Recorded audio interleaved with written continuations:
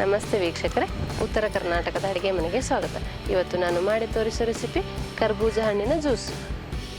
ಬೇಗ ಮತ್ತು ಸುಲಭವಾಗಿ ಮಾಡುವಂಥ ಕರ್ಬೂಜ ಹಣ್ಣಿನ ಜ್ಯೂಸ್ ಮಾಡಲು ಬೇಕಾಗಿರುವ ಸಾಮಗ್ರಿಗಳು: ಮೊದಲನೇದಾಗಿ ಒಂದು ಕರ್ಬೂಜ ಹಣ್ಣು, 2 ಟೇಬಲ್ ಸ್ಪೂನ್ ಸಕ್ಕರೆ, ಚಿಟಿಕೆ ಉಪ್ಪನ್ನು ತೆಗೆದುಕೊಳ್ಳಿ.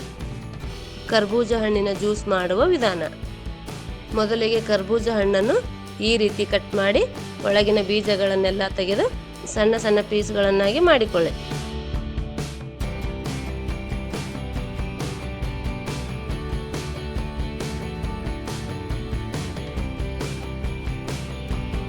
ಈಗ ಒಂದು ಮಿಕ್ಸಿ ಜಾರಿನಲ್ಲಿ ಮುಂಚೆ ಕಟ್ ಮಾಡಿ ರೆಡಿ ಮಾಡಿಕೊಂಡಿರುವಂತಹ ಕರ್ಬೂಜ ಹಣ್ಣಿನ ಪೀಸ್ಗಳನ್ನು ಹಾಕಿ, 2 ಟೇಬಲ್ ಸ್ಪೂನ್ ಸಕ್ಕರೆ ಹಾಕಿ, ಚಿಟಿಕೆ ಉಪ್ಪು ಹಾಕಿ, ನಿಮಗೆ ಬೇಕೆನಿಸಿದರೆ ಚಿಟಿಕೆ ಏಲಕ್ಕಿ ಪುಡಿಯನ್ನು ಹಾಕಿಕೊಳ್ಳಿ. ಸ್ವಲ್ಪ ನೀರು ಹಾಕಿ ನುಣ್ಣಗಾಗೋವರೆಗೆ ರುಬ್ಬಿಕೊಳ್ಳಿ.